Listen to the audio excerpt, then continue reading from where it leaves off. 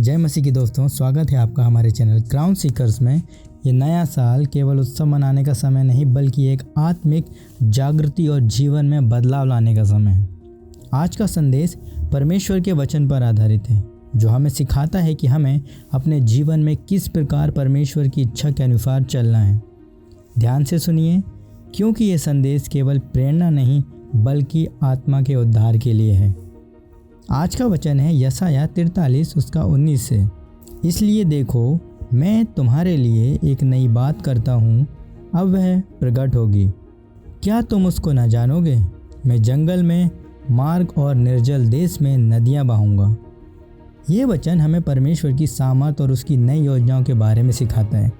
लेकिन ध्यान दीजिए, परमेश्वर की आशीषें उन लोगों के लिए है जो सच्चे हृदय से पश्चाताप करते हैं और अपने पुराने पापों को छोड़ देते हैं। ये समय है कि हम अपने जीवन का निरीक्षण करें। क्या हम अभी भी झूठ, ईर्ष्या और लालच जैसे पापों में फंसे हैं? परमेश्वर का वचन 2 कुरिन्थियों उसके 5 के 17वें पद में कहता है कि यदि हम मसीह में हैं तो हमें नई सृष्टि होना चाहिए।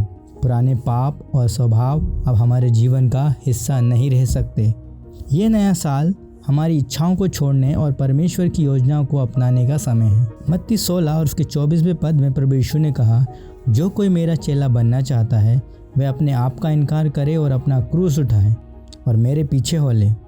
क्या आप इस नए साल में अपनी इच्छाओं को त्याग कर परमेश्वर की इच्छा के अनुसार चलने को तैयार हैं? केवल चर्च जाना और बाइबल पढ़ना काफ़ी नहीं।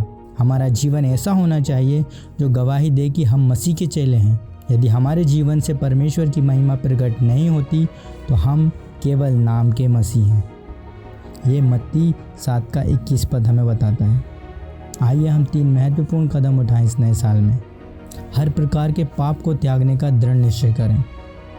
अपने जीवन को पूरी तरह से परमेश्वर को समर्पित करें और दूसरों के लिए एक प्रकाश बने ताकि वे आपके जीवन से मसीह को जान सकें।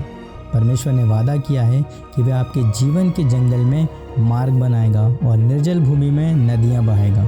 लेकिन यह वादा केवल उन्हीं के लिए है जो सच्चे हृदय से उसका अनुसरण करते हैं। आइए हम सब मिलकर प्रार्थना करें।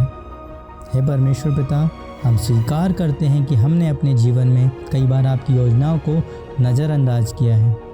प्रभु, हमें पापों को त्यागने और आत्मिक रूप से जागने में मदद कीजिए। इस नए साल में हमारे जीवन में आपकी इच्छा पूरी हो। हमें आत्मा में सच्चाई और शक्ति के साथ जीने का साहस दीजिए। प्रभु यीशु मसीह के नाम से प्रार्थना करते हैं, आमीन। धन्यवाद दोस्तों, आपने इस संदेश को सुना। अगर इस वचन ने आपके दिल को छुआ है तो इसे दूसरों के साथ बांटें और हमारे चैनल क्राउन सीकर्स को सब्सक्राइब करें। याद रखिए, परमेश्वर के वचन को गंभीरता से लेना ही आत्मिक उन्नति की कुंजी है।